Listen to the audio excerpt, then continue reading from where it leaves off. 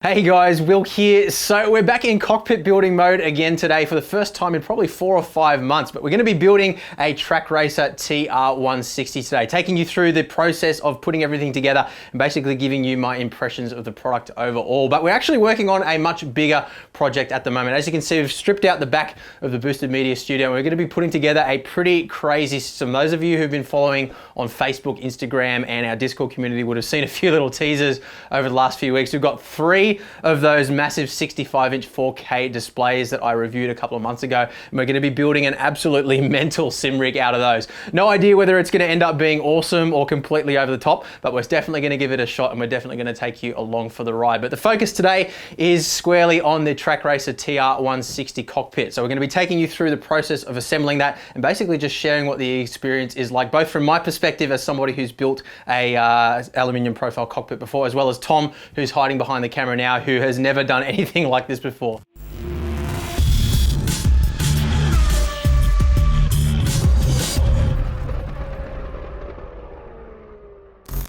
Look, before we get started, I just wanted to touch quickly on a bit of the things that have been going on behind the scenes with Trak Racer recently. So Matt from Trak Racer actually reached out to me probably 4 or 5 months ago now and asked if I'd be interested in reviewing a TR160. And at the time I did a little bit of research, saw some of the things that were going on. This was right at the height of the lockdowns as well. And I saw that there was quite a bit of negative feedback bouncing around things like missing things in the packaging, damaged packaging, shipping times, and general sort of customer support and those kinds of things. And I've been keeping in close touch with Matt for the last couple of months now. We finally sort of felt like we'd reached the point where it's probably about the right time to be doing this review. I'm seeing from my own research that they seem to be getting on top of a lot of the problems that have been sort of haunting them for the last few months. So what I've done is make a couple of posts over the last few days asking you guys for your feedback from your own experiences. And I'm going to take a lot of that into account today because obviously, as somebody who does reviews professionally, we don't always get an accurate sort of representation of what the real life customer service experience is like. And I want to make sure that I'm also accounting for the experiences that I've seen shared online throughout this process as well. So I'll take you through exactly what we've received here today. And I'm happy to say that all the boxes that I've received have been received in good condition. They all came via TNT, no damage whatsoever. So I'll take you through a couple of boxes. We'll show you how everything's packaged as of right now. And hopefully by the end of this, you'll have a clear picture on what you can expect from Trak Racer in the second half of 2020. So let's get started. Okay, so the very first thing that I've done before we've even opened any boxes or anything like that is gone through the picking list here on the delivery sheet and basically label everything, because on some boxes we've got a description like this one here that says rally style racing seat, so we know exactly what's inside the box. Other ones, it's a little bit more tricky. Once you sort of become familiar with the products, you can kind of decode what they are, but we only have a part number here and not a description, which makes it a little bit hard to know what's in the box. So we want to unpack everything, in the correct order so we're not creating an absolute mess for ourselves. So we'll set that aside now. What I want to do is take you through just a couple of boxes. I'm not going to open up every single box in front of you because that's going to get repetitive and a really long video unnecessarily, but I want to take you through a couple of different styles of boxes here and just sort of see what we find inside. So we've got a box with some aluminium profile in it down on the floor there, which we'll open up, as well as just a couple of accessories. We've got the mouse mount and the keyboard tray and the rally seat as well, obviously. So let's start off. We'll come down here and have a look at what we have inside the aluminium profile box. So you can see here that these boxes are completely factory fresh. They haven't been resealed or repacked or anything like that. So this gives us a good opportunity to see exactly what we'll find inside. Now you guys would have seen in the past we've had problems with some of the cockpits that we reviewed or attempted to review were full of sawdust, like metal sawdust and things like that, and exploding out of the packaging. But it looks like, okay, and I mean, I'm genuinely seeing this for the very first time, as you guys do as well. We got a nice bit of foam there on the top, the butcher's paper wrapping around the outside. So let's, here we go, here's the end. We've got the little red strips, the signature Trak Racer strips that we can slot into the profile at the end to make it look a little bit more racy. Okay, I think it's going to be easiest to just kind of lift this up out of the box and then unwrap it, but I just wanted to show you, you can see all the padding and everything that's in there. So that's all really good. I mean, I'm very happy with what I'm seeing so far. And if we come in and have a look at this as well, you can see no sawdust or anything like that, no aluminium shavings. It's good. I'm happy so far. There we go. Okay. The packaging's so good it's almost annoying. I just want to get into it. Oh, a little bit of aluminium shaving there. There was a few little bits that dropped out of the bottom, but I mean, that's, you know, you can't complain about that. That's perfectly fine. So let's prop that up against there. A little bit of oily residue as well. That's been the same on every other cockpit that I've looked at so far. So that's pretty standard, par for the course. And obviously we will go through all the other boxes as well. And if I do come across any problems, I'll let you guys know. But just for the sake of the video and keeping it as to the point as possible, let's just do these two. This is a little mouse pad. So consistent experience so far. We've got the bag of accessories. It's nice to see the corner brackets are black as well. That was one thing that I wasn't such a fan of with the SimLabs P1X, was that everything was black except for the corner mounts. It wasn't really a problem, just something that I wished they'd done a little bit differently. We've got our piece of 4040 there. Packaging is cracked, but who cares? But it is individually wrapped, which is good. Absolutely no, oh, there was one, oh no, that was actually a bit of dust. It wasn't metal shavings, so there you go. And then the mouse pad, again, individually wrapped. I'm gonna leave that in the packaging for now. You guys get the point. Let's move on to, and obviously I'll let you know if there's any pieces missing in here as well, because I know that's one of the things that people have reported. Let's move that down and let's move on to the keyboard tray. This one's a little bit more intricate. There'll be a few more pieces in here, so this should be interesting. Get it open. All right, looks the same again. Padding on top. Individually shrink wrapped. And there we go. Profiles are all individually wrapped. And again, I think it's important to highlight here that, because I know a few people will be saying, oh, well, he's a reviewer, so he gets sent the best stuff. But this is all factory fresh stuff. You can see it's the original tape that's on the boxes and everything. So this is exactly as it's come from the factory. So, I mean, I can't guarantee it, but yeah, I'm pretty confident at least that there's no funny business going on in trying to make sure I have a better experience than other people do. And let's just have a quick look at the rally seat as well. I'm really actually quite genuinely excited to see that.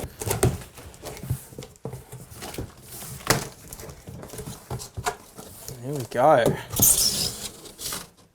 All right, now I got to try and figure out a way to do this that isn't awkward. Do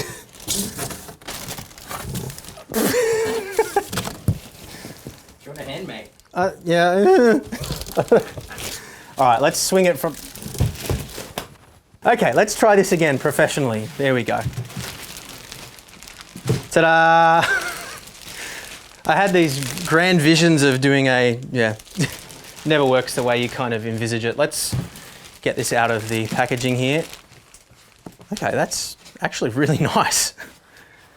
So honestly, it's I mean, as a first impression, it's better than I was expecting. All right, now I'm only going to do sort of first impressions at the moment because obviously I haven't been right over it yet, but we've got sort of a pleather material for the upper back here, which I think is a really good design choice because this is the area where you're kind of contacting and it's going to get really sweaty. So I kind of like the idea of not having absorbent, porous padding that's going to start stinking over time. You can quickly wipe this down. We've got the nice sort of Alcantara material here as well. I don't think it is actual Alcantara, but I'll have a look into all of this in a bit more detail once we get into the actual details of reviewing all of this properly. Removable cushions as well, so you can take those out and wash them. Nice cutouts here as well for seat belts to run through should you need them. And I'm not sure if that's some sort of a FRP material or just fiberglass, but again, I'll figure all that out when we get it all together and review it properly at the end of the video or in the next video. But yeah, as a first impression at least, it looks really good. Nice Trak Racer embroidery there, the logo and the logo on the back as well. And it's relatively lightweight, but yeah, all good. So we've got the other 3 boxes from the TR160 frame unpackaged here now. I just wanted to quickly show you here as well because there was one little packaging problem which I'll take you through in a moment. But everything you can see here is all individually packaged, and I think it's really cool and worth highlighting that they have also labeled on each of the little bags which step it is in the instructions. We will take you through the instructions in just a minute too. But everything's individually packaged, just like what we saw before. But there's little stickers in there too. There was this one bit here. I think it must have been a Friday box in the factory. Somebody's obviously stepped on it or dropped it or something before it was packaged. A little scrape on the profile. We should be able to flip that profile around so it's not visible.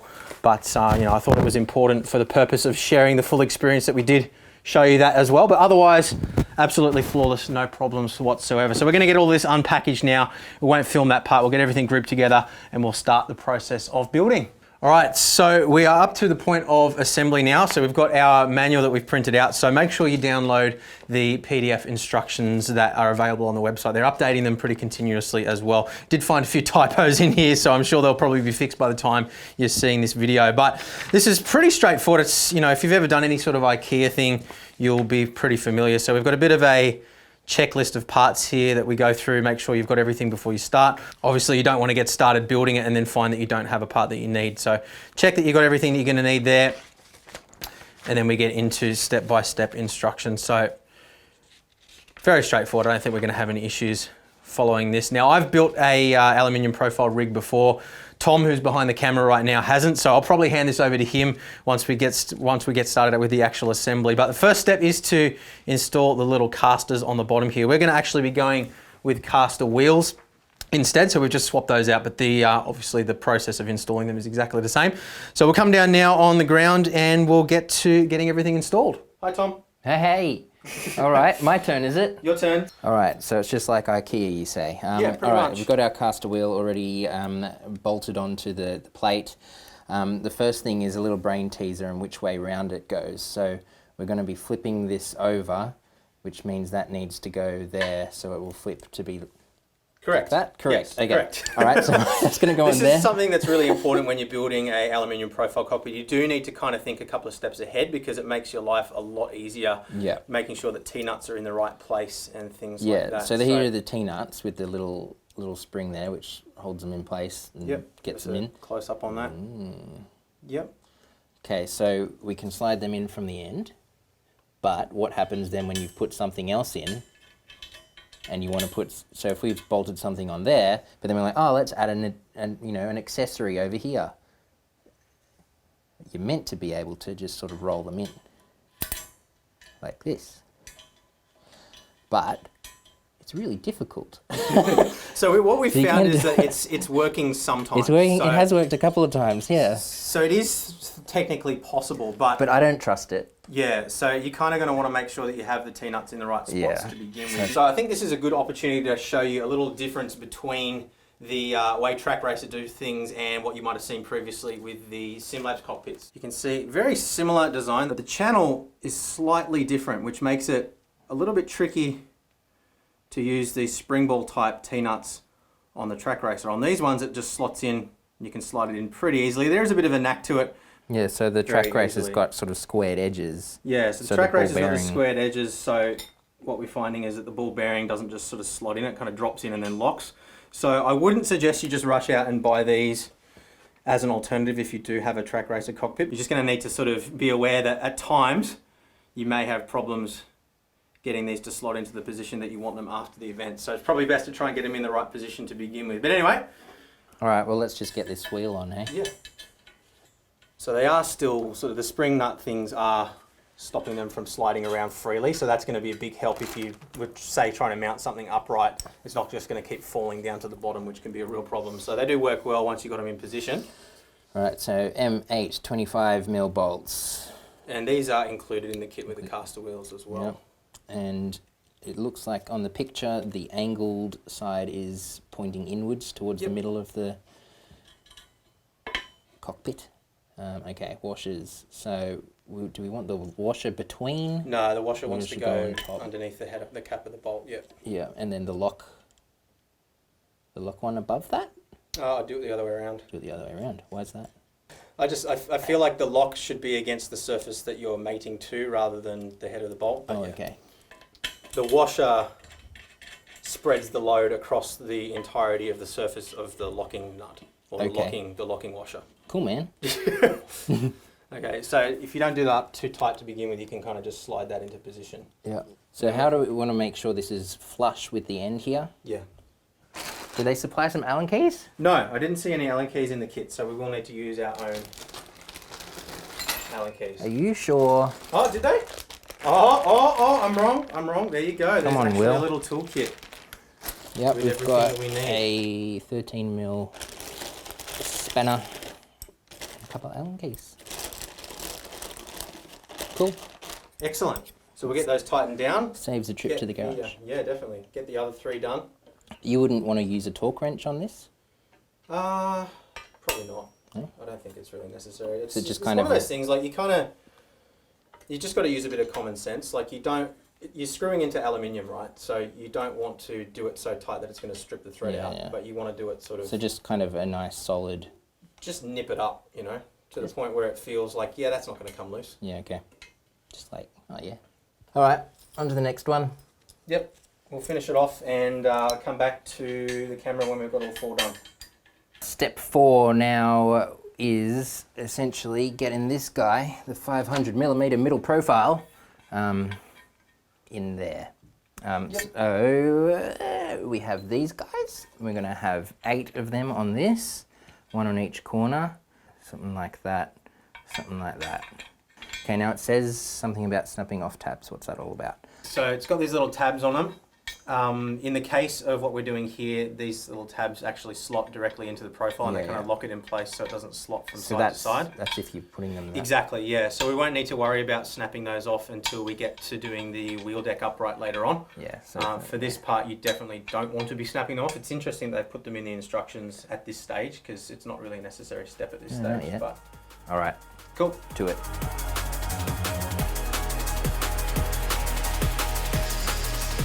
Position of the nut is important. So obviously when you've got the nut installed on that side, then you're going to have a problem getting the one on this side.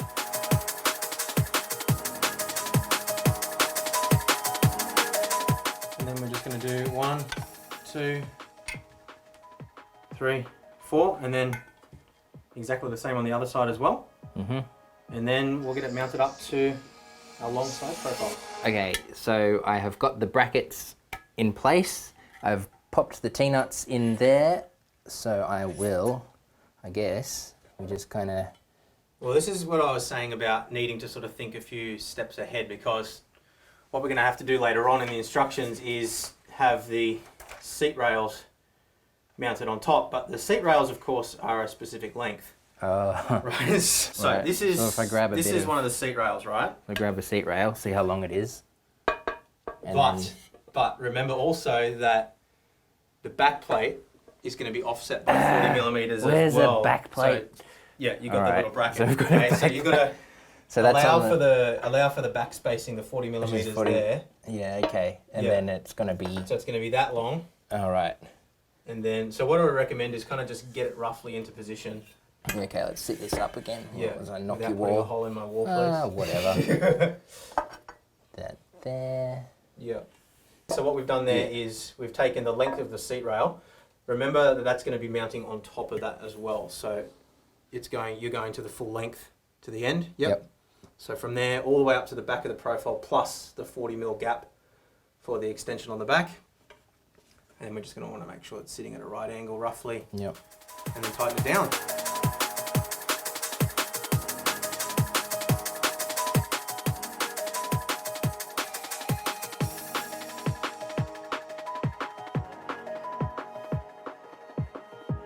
All right, so Tom has bolted down the cross member in here. What we want to do now is just take you through a bit of a mindset tutorial here on how to sort of make sure that all our measurements are correct before we move on to the next step, because obviously if you get something wrong, then everything's going to be twisted out. So what he's done is kind of set this corner up as a reference point. We're now going to make sure that this corner matches this corner. So as he explained before, we've got the 40mm extension here that we're going to be using to bolt the cross member there.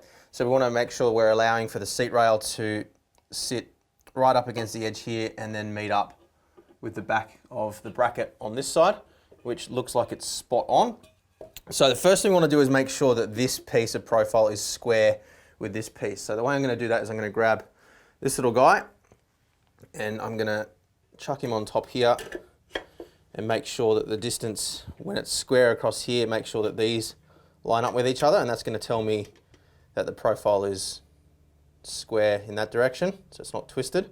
And then the way we can confirm that is by using just a metal ruler or any sort of measurement device. And we're going to measure the distance from the bracket to the end of the profile, which in this case is 466 millimeters. We'll do it on the bottom as well. And looks like he's done a good job. That's exactly 466, and then we'll go in the middle as well. Well done, Tom. Thank you. That is 502 millimeters. So now what we want to do is we want to replicate this exactly on this side. So I'll tighten down this side. And I'm loving that they included an Allen key that has the ball head. Yeah, it makes it so much easier because you can kind of go in at a bit of an angle. It doesn't have to be square on. So that is a good thing.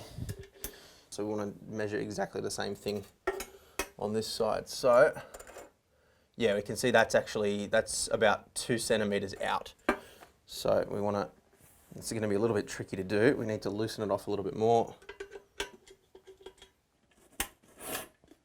Yep, that's exactly right. So we've got the right position now lengthwise. Now we just need to do exactly the same thing we did before, make sure that we're square this way so we're not twisted. It shouldn't be because we've already nipped it up on this side, which should be pulling it into alignment. So that all looks good. We'll just give it a quick tighten down.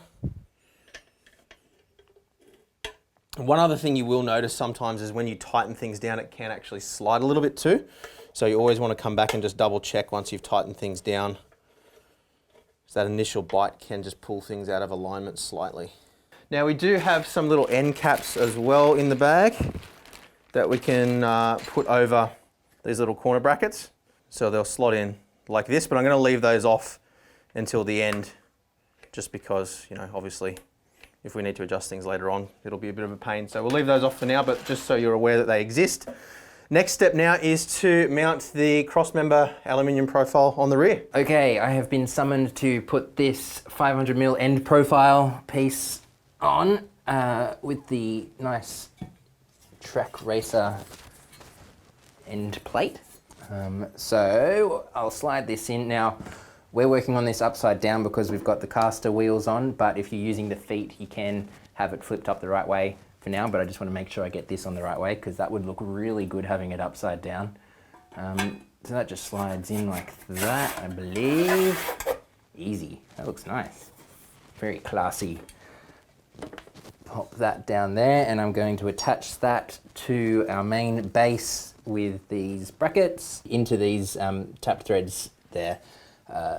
Yeah, I might do it on this piece first, and then, so I'll attach them on either side and then I'll pop them on there. I think that'll be a bit easier. Before I pop this on here, I'm just going to check that there's no metal filings or anything in these threads, which looks like it's fine. There's no problems here, but it's worth just checking because if there are little metal filings in there or anything, it could damage the thread and cause some issues. So yeah, this is all fine though. So we will pop it on.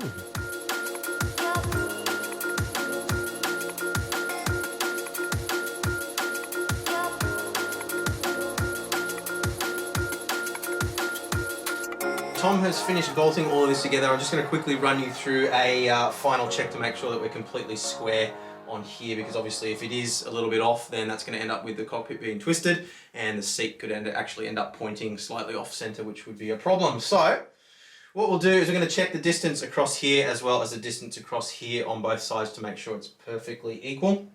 And the way I'm going to do that is I'm just going to use this as a reference point. And the reason I'm doing that is simply because we do have that rounded edge on the side of the profile, which makes it a little bit hard to see exactly what the measurement is. So I'm going to put the ruler up against the side here. 476 millimeters. And 476 millimeters. Good job, Tom. Yeah. Okay, so we flipped it up and we're going to pop on the seat rails now. So we've got 2 bits of 580mm profiles, which will sit on like this. And then we're going to have a bracket on each corner, just one on the outside of each spot, one like that, and then the same on this side. What we need to do is get these T-nuts in here, which we said earlier, it's a good idea to think ahead a bit, which we didn't do. So instead of being able to just slide these in the end, we're going to have to make sure we can squeeze them in, which it should be able to do, but we'll see how we go with that. Could be a bit fiddly. And then we will have to break off these tabs on this bracket here so that it sits nice and flush against this bit there.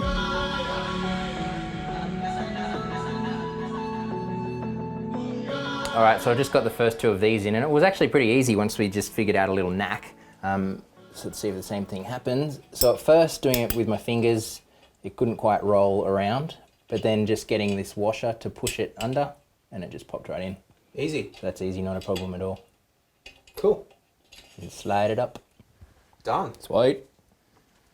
All right, so if I pop the screwdriver in there and just kind of push and twist. Oh yeah. Oh yeah? Oh that yeah, worked. that was nice. And this one's going to be a bit more difficult because I don't want to just twist that and break them both off. So I'll grab a set of pliers and see if we can do it with that.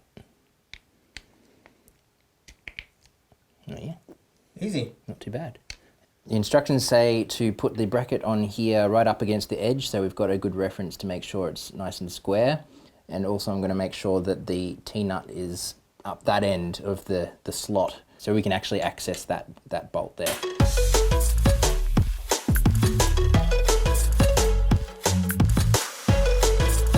So this is a good opportunity to show how if you have this T-nut too far that way, then you're not going to be able to tighten it down once this one's in place because it would sit underneath. So you want to try and have them spaced as far apart as you can. Obviously you're limited in where you can place the top bolt because it's restricted to the channel.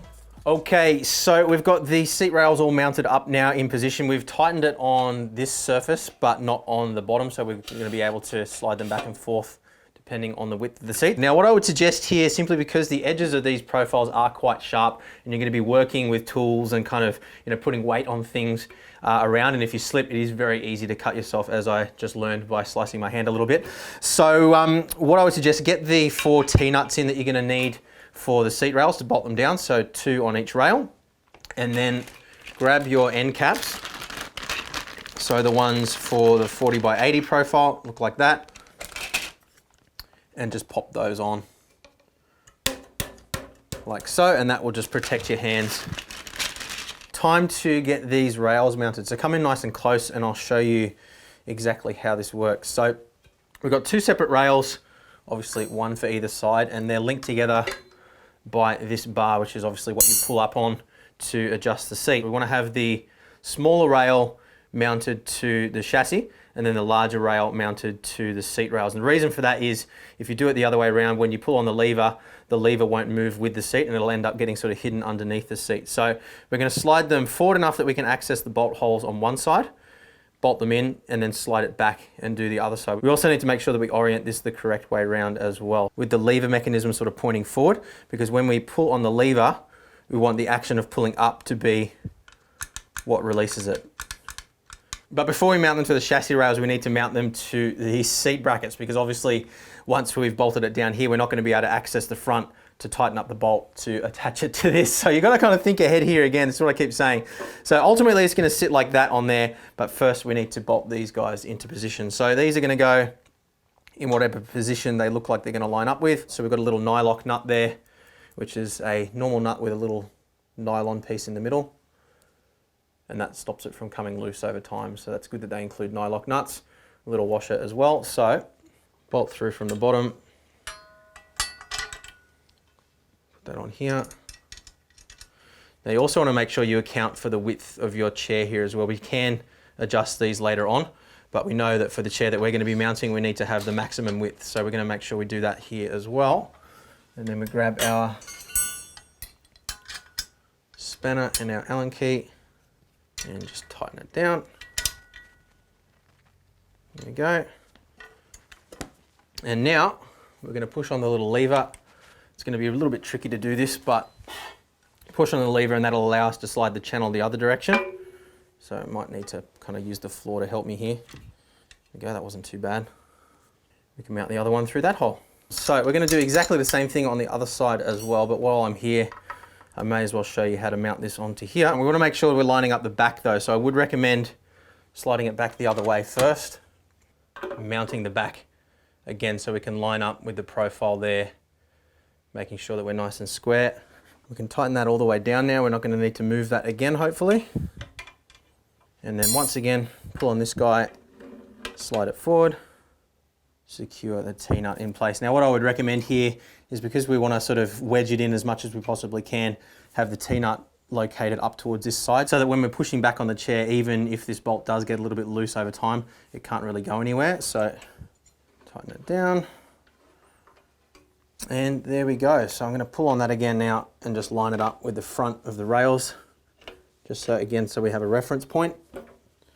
There we go. And then we're going to do exactly the same thing on the other side.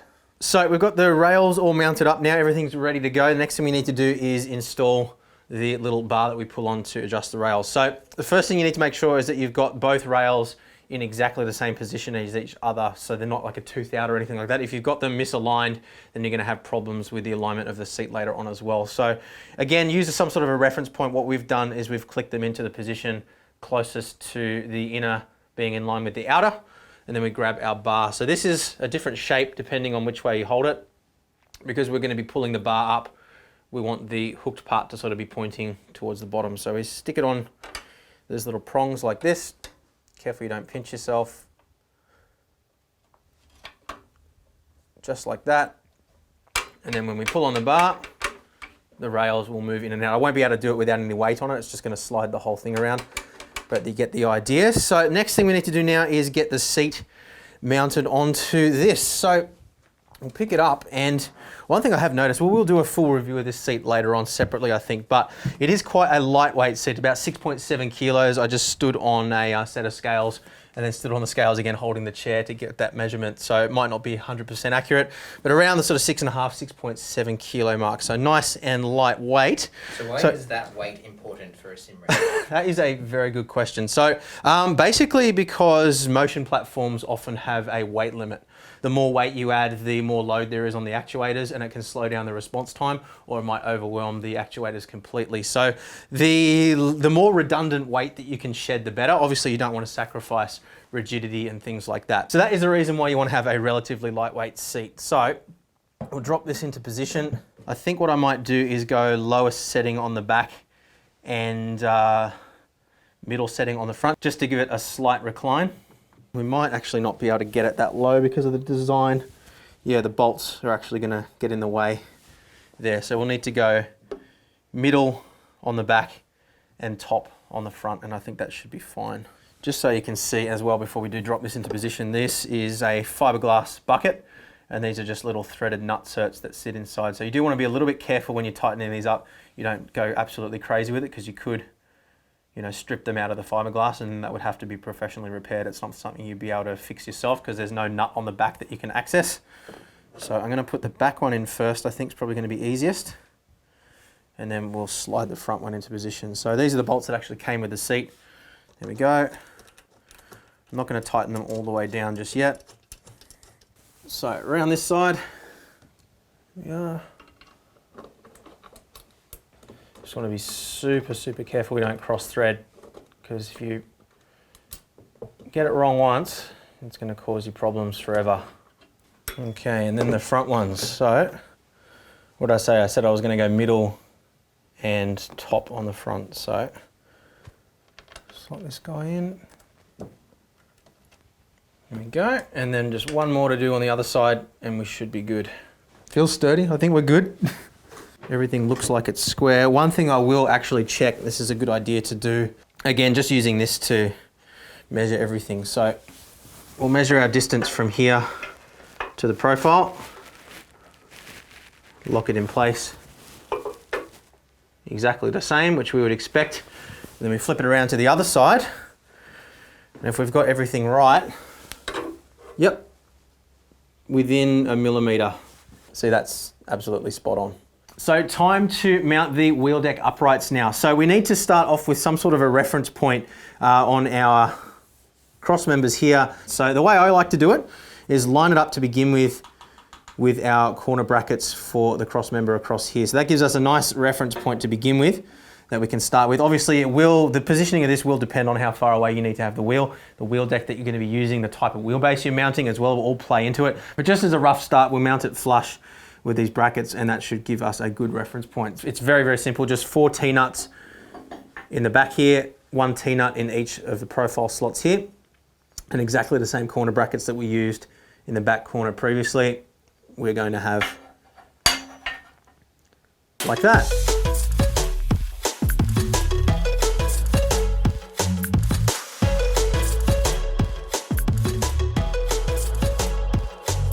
We probably will end up moving these forward or back depending on our seating position once we've got our wheel mounted a little bit later on.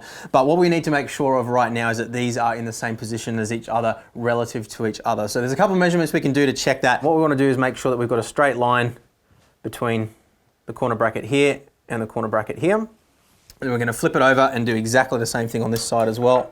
So that is showing us that, at least relative to this cross member here, these are both in exactly the same position. But what we really need to do now is make sure that they're actually in the same position relative to the profiles along the sides here, because obviously if this is a little bit out, even a couple of millimeters out, then these are going to be out as well. Now we did check that as we were going, but things can slip around and twist as we're tightening things down. So I'm also just going to measure across here, and we've got 622 millimeters, and then I'll do exactly the same measurement on this side as well, 622 millimeters. So now we have a reference point. We know not only is this completely square relative to our sides, but this is also completely square on both sides relative to our side profiles. Now the instructions say the next step is to mount our side profile pieces for mounting accessories, handbrakes, you know, all those sorts of things. But what I actually like to do next is the pedal plate and leave this until last, simply because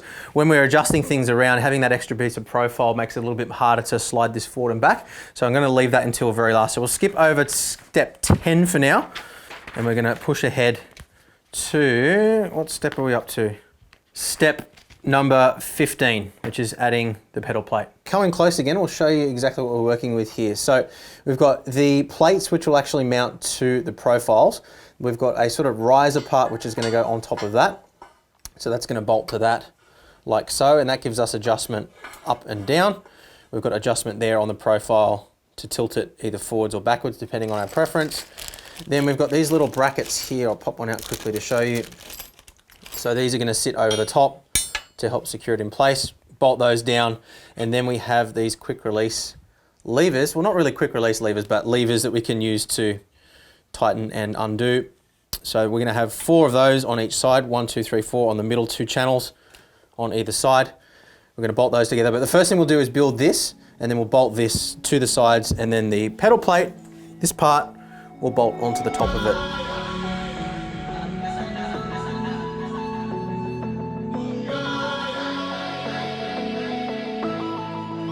So we've got one of the plates assembled now. So again, we're going to be using a reference point here to make sure that things are square between the 2 sides, so that when we bolt our pedal plate down, we don't have any issues with alignment. So what we've done is we've laid our 4 T-nuts out so that they line up with the slots when we hold our profile or our metal bracket right up against the edge of the profile here. So again, we're using the edge of the profile as our reference point. We're going to match those up exactly on both sides, and then once we're happy with the positioning, we can then slide it along all as one assembly. We might actually, before we tighten this, we might actually use a spirit level on the top here as well, just to make sure it's completely square. We can kind of line it up with the top of the channel there as well. You can see that's actually running completely flush with the channel, so that actually works pretty well. So you can see over here, these 2 are really close together, and you might be wondering, how can you spin one around when the other one is in the way? So this actually had me stumped at first as well, but what they are is like a little ratchet sort of system. So you can pull it out and spin it freely, and then release it again, it locks back into position, and then you can continue to tighten. So it allows you to sort of spin them up out of the way. So we're ready to install the pedal plate on top of these now, but I just want to do a quick check again, just to make sure that things are level relative to each other. It doesn't matter if they are off center, we just need to make sure they're exactly the same as each other, as well as just check the height in the middle as well. So we're good on that side, make sure it's the same on this side. Okay, so we're a little lower on this side, so we need to raise this side up. It's a perfect example of if that hadn't been exactly right and level with each other, then we would have had all sorts of problems with this. And yep, that's perfect now. All right, so we've got a whole range of different cutouts on this. We won't go through what they all are now for the purpose of the assembly guide part of this video series. I want to just make sure that we have the tapered sides of the holes facing upward, because the screws that we're going to be using are tapered as well. And we'll use, I think, probably the base of this slot here as our reference point. We're going to be using 3 bolts on either side. So line it up with the bottom there on that one, and then do the same on this side. So we'll run around and get all of those in, make sure that we're all completely square, and then we can loosen the bolts at the bottom and slide it into the position that we're going to want for our final seating position. So 3 bolts on either side, furthest most 2 holes and the middle, and that is our pedal plate done. We're going to be mounting the DD2 mount now. So this is going to obviously vary depending on what mount you purchase for what wheelbase. So we're only going to sort of just skim over what we're doing here. But essentially what's going to happen is we're going to put our T-nuts in, 4 on the channels here, mount these brackets up, get all of our other bracketry set up. We'll just sort of time lapse this, I think, as we go. We might do a more specific installation video for this later on.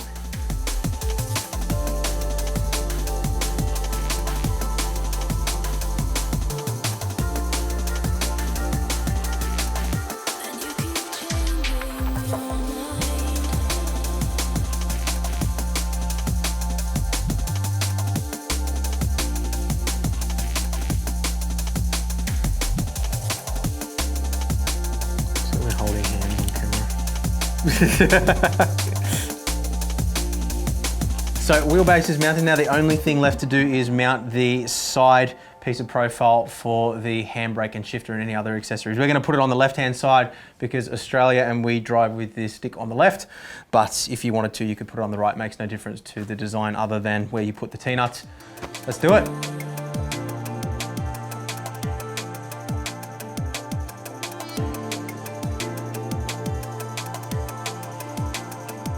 All right, so we're just about there. We've got a couple of other accessories which we'll add on, which don't come as part of the base TR160 kit. But the last thing we do have here is our handbrake and shifter mount. Now, we may not actually end up using this on our implementation because we're going to be mounting probably directly to the profile, but this does have the advantage of allowing rotation as well as side-by-side mounting for particular shifters as well. So some people I know like to have their shifter or their handbrake slightly tilted towards them, so it's a bit more natural to pull through the action. So we will mount this now. All this is just a bolt in the bottom, a bolt in one of the 3 positions on either side, and we do have adjustability forward and back, as well as obviously the tilt provided by this. So look at that, I measured it right. First go. What a pro. Yeah.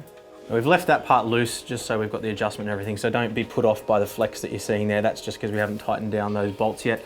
But that's it. So I think, look, we'll leave it at that for today's video. I'm not going to sort of go into the review of the cockpit and talk about flex and adjustability, all those sorts of things just yet. I think that warrants its own video. But talking to the assembly process on its own, look, I've got to say I've been really impressed by it. There hasn't been any missing bolts or anything like that. Everything's gone together pretty easily. Look, the instructions were relatively easy to follow. There were a couple of things as we went through that we kind of elaborated on further, a couple of things we did in a slight different order. And I would say that probably, you know, there's a couple of things that I'll feed back to Matt just in terms of improvements to the instructions, just in, you know, measuring things, and kind of like what we talked about throughout the video, where we were sort of using rulers and you know, set squares and things like that to kind of measure offsets just to make sure that everything was square. None of that's really mentioned in the instructions, which I think probably could be to just sort of help out. But look, in terms of the quality, the fit and finish of everything, yeah, really impressed. Obviously, we can't really comment on that too much until we've tested that it doesn't have a ton of flex or anything like that. But I see nothing here, at least from building it, that sort of has me concerned or anything like that. It seems to be, you know, every bit as good quality as anything else that we've tested here. So that's it for today, guys. If you do want to pick one of these up, we do have a discount voucher down in the description below as well, so check that out.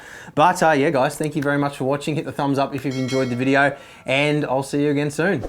Bye.